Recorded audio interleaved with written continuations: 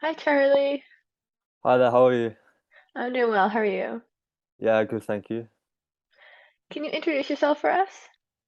So, my name is Charlie Miller. I'm 19 years of age and I currently live in just outside of London. I'm a footballer as well as obviously run a social media channel inspiring young footballers and just people with big dreams and big goals like myself. That's amazing. So, what's your journey with mental health been like? So, I guess when I was young, I never really knew what, let's say, mental health is. And obviously, I'm still young at 19 now. So, I first kind of experienced it, I would say, when I was around 17, 18.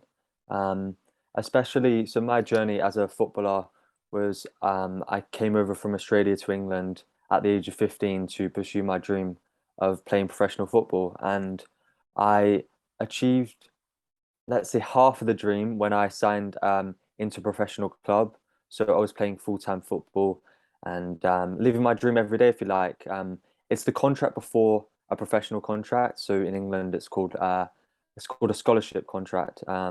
So I was getting paid to play football, and at the age of 18, that was taken away from me through being released. So I was let go by my club, and then I went to another club and on trial hoping to get in and sign a professional contract, and I got injured on the trial. So I was then out for 7 months injured, and I went through all these emotions and these battles with my mind of like, who am I now? Because football was taken away from me. I couldn't play the game I love, and I just didn't know who I was. I was struggling to figure out my identity beyond football, and it then was leading into other areas of my life, like family. I wasn't really around for them.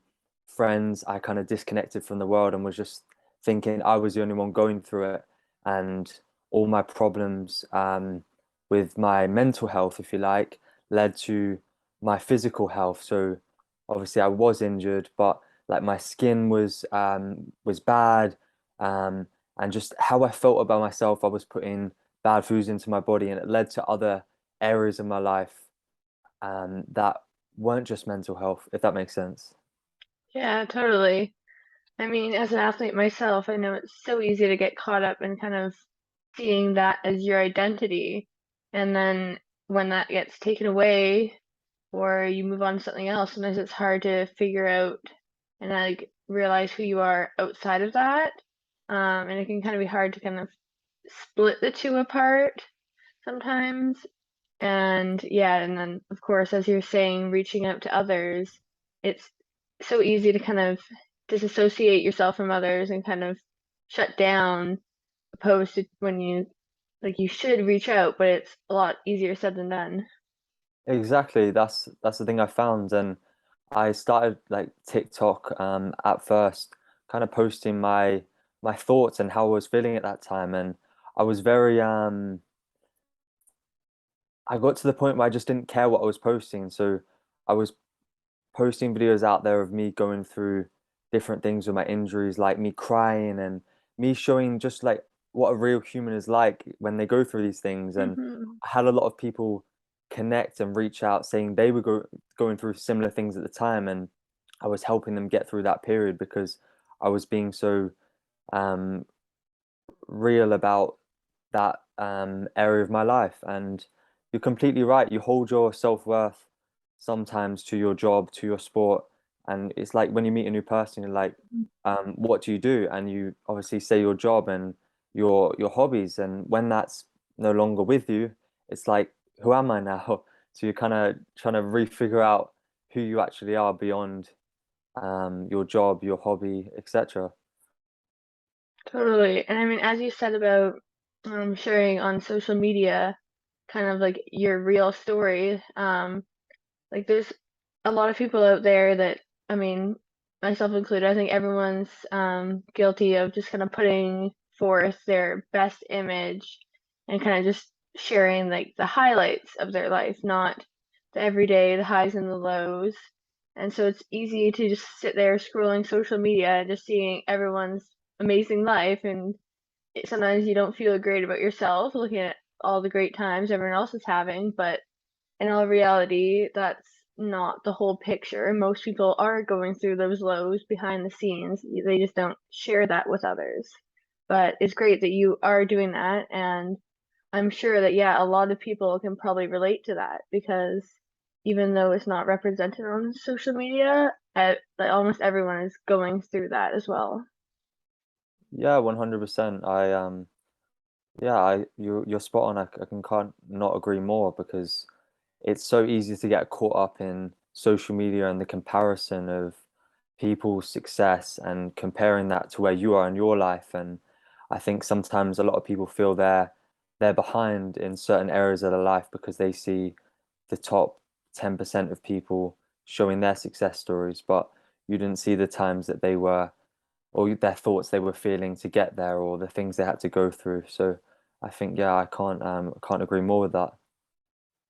Now, as an athlete, how do you find that your mental health kind of influences your journey in the sport and how like sport in turn influences your mental health? Okay, that's a very interesting question. So yeah, I would say in terms of the first part of the question, um, how does it influence your mental health, did you say? Hmm. I would say when I was going through that, obviously I was injured, so I couldn't participate in my sport.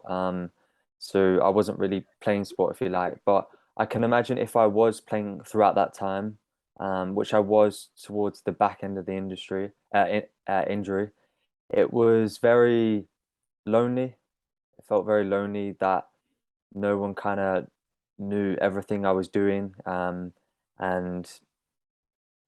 the thoughts I was feeling of um, letting people down, letting myself down, and just all the different thoughts I was having daily of um, is this um, I'm trying to think of my words correctly here.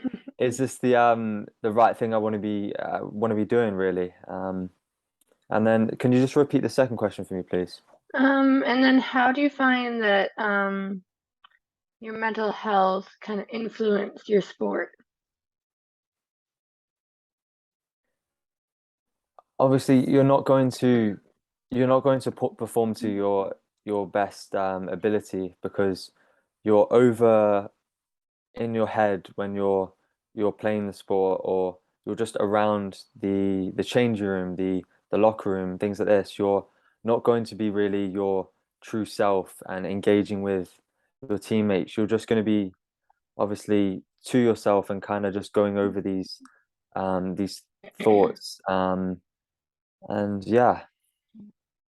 Yeah, yeah, I mean that makes sense. I mean it's it's tough for sure. Um, and then now you kind of touched on your teammates a bit, but how do you find that those around you, teammates, family, friends, how do they kind of influence your mental health? I'll keep on going back to let's say the injury. So this was like a good 5, 6 months ago now. So I want to keep on going back to the injury because that was the time I most felt um I was struggling with mental health and things like this. So I would say my family they help. They always try help. Always give us support. Same with my mates and my friends. But I'm gonna be honest. Like I kind of just didn't want to speak to anyone. I wanted to go through this by myself, and I felt like um, that was the right thing for me to be doing at that time. And it was the complete opposite. I should have been reaching out to family and friends Hmm. more because I was going through this um, and sharing how I was feeling and speaking to people about it because it would have helped me so much more. But I think I eventually figured that out and did do that and um, I would say the best thing is to reach out, speak to people because there's no point keeping it all to yourself. I found journaling, writing my thoughts down, um, how I was feeling, why I was feeling like this, the triggers that made me feel like this, um, helped me so much. So I'd say definitely journaling is a big one and still is a big one for me. I love journaling, and I've had quite a few those people I've interviewed have all said journaling, journaling, journaling. I mean, sometimes it can feel like a lot of work, like, oh my gosh, I don't have to find a journal, pick it up, like take time to write. But even if it's you just make it part of your routine, like in the morning, right when you wake up, or I like doing it like in the evening, right before bed, just even set like 5 minutes and just start writing something and it'll help. And Yeah, then yeah, exactly. on that topic, are there any other tools or strategies that you found helped you cope with your mental health? I would say a big one is meditation and mindfulness. Mhm. Um, it's an thing I started doing when I was about 14, 13. My next door neighbor was from Nepal, so I always used to go around hers every Monday and meditate for an hour. So I like to just do it for 10 minutes when I wake up every morning, and it just allows me to just be present and breathe just into just like myself and kind of just be and just like obviously you're going to have thoughts come in, but um every thought meditation helps me understand that every thought I'm having isn't true, and it just helps me question um my thoughts and just question, is that really true? And yeah, meditation is a great tool for me as well as journaling. I love that. And yeah, as you said, it's those thoughts. Like sometimes we are our worst enemy, and we'll have all these thoughts that pop into our head and things that we'll tell ourselves. And most of the time, like some of those things, they're not true. But especially when we shut down and don't talk to others, like we don't, it's just you get stuck within your mind so often, and you don't have other people there to kind of lift you up, and so it's easy to get really down on yourself. Exactly, yeah, I couldn't agree more. Now, this can be a tough one, but what do you think your biggest struggle has been? Just my identity. Like I kind of explained it before, but my self-worth and holding it to a sport rather than like who am I? I'm a person and the qualities I show as a person rather than the quality of football, a sport, like Mhm. soccer, a sport. So I think having my a quote I like to live by now, and it's actually one my in England, they have a association called the PFA, which is a Professional Footballers Association. And when I signed my contract, I was a part of that. So I did get in touch, which was very good through the association with a therapist, a sports therapist, who was an ex soccer football player. And a quote he kept on telling me throughout this 12-week period I was with him for. Um, was football is what you do, not who you are. And I think that's something I try to think about in my day-to-day life when I get caught up in I am a footballer. Um, it's something I try to live by. But in terms of my biggest struggle, it would be holding my identity to a football player, a soccer player, rather than as a person first. I love that. Like especially yeah, that quote about you are not your sport. Like you do your sport, but that isn't who you are. Because I Exactly. know I've spoken to some athletes who are early in their retirement and they've been doing their sport for the past 10, 20, 30 years, and now it's gone and they struggle to kind of figure out who they are without it because it's been such a huge part of them for all these years, and that's kind of how they've identified as. Yeah. In a way, I'm glad I found it at such a young age and Mhm. um gone through these experiences and at such an early age that maybe when I am retired and 30 plus years of age, I might have to go through a similar thing, but I don't think it will be as much because I am I believe I'm have learnt that lesson in a way, but you never know. I think possibly I'll have to figure it out in another 20 years. But yeah, Yeah. I mean, it'll definitely be tough, but at least now you have kind of some of these tools and know a bit of what to expect. definitely, yeah, And then, I mean, it's great that you had kind of access to a therapist through your football, because I know that a lot of sports teams don't emphasize mental health, I think, enough. I think there's a lot of stress put on physical health and making sure that players are in top shape in terms of their injuries and performance and athletic skills. But I don't think there's enough focus put on mental health and making sure that athletes are doing well mentally. So I think it's great that you had that access for sure. yeah, definitely. It definitely helped, and I think so often in sport, in every sport really.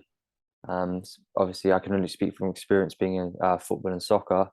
That when you're injured and you're within a club environment and a team environment, the coach sees you as useless. He can't put you in the team. You can't participate, and you feel like that you're useless. Okay, well now you're in the team, let's say, and you are fit, and you're you're playing, and you're getting told to show no weakness, show no signs of emotion, which is understandable because when you're up and against an opponent and it's a contact competitive sport, you don't want to show that you're tired. You don't want to show that you're hurt. But if you take them qualities and them different emotions and way of being off the pitch, off the court, then if you take that into day-to-day life or home life, and you still feel the same, like you don't want to show weakness, you don't want to sign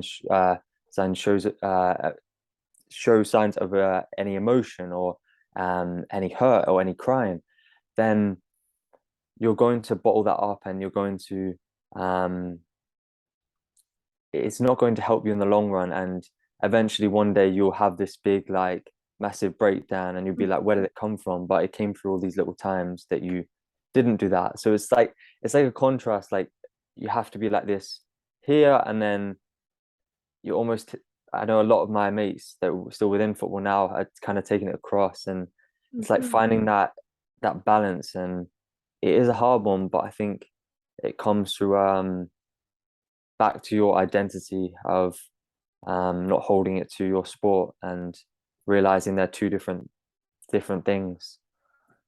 Yeah, totally. I mean, like as you said, I think a lot of athletes can relate to the fact that when you're in your sport, like you're told that you have to be strong and all of these things that then outside of the sport, they're like, well, I can't show any weakness. Like I can't be struggling with my mental health. Like that makes me weak. Like I'm strong. I've got to stay focused, committed. Like I don't have any weaknesses. And so I think it's definitely a bit harder on athletes for sure to kind of admit that they're struggling and reach out for help. Definitely. Yeah, definitely. All right, well, I think we're almost finished here, but in closing, are there any words of advice you'd like to share with people who might be struggling with their mental health right now?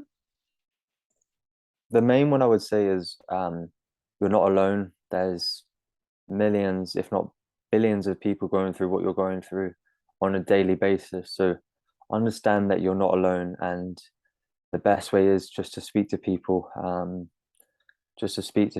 and reach out and tell them how you're feeling and why you're feeling like this. And if you can't speak to people at first, then write your thoughts down. Don't just keep it all inside, because you need to actually write it down and realize what you're actually going through. And like I said, don't keep it all in you. Speak to people, write it down, and understand that you aren't alone, and you will eventually overcome it and be be better for it.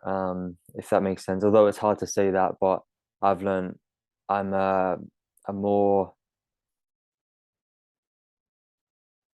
I'm trying to think of my words correctly. I don't want to say the wrong thing, but I'm a more I'm a better person because of everything I've been through and all these struggles and trials and tribulations, whether it be sport or just general day-to-day life. And the three things I would say is speak to people, if not journal, and understand you're not alone. Love that. Well, thank you for speaking with me today, Charlie. It's been great. No problem. Thank you so much. It's a pleasure to be here. Thanks a lot. Of course. Well, have a great rest of your day. Thank you. See you later.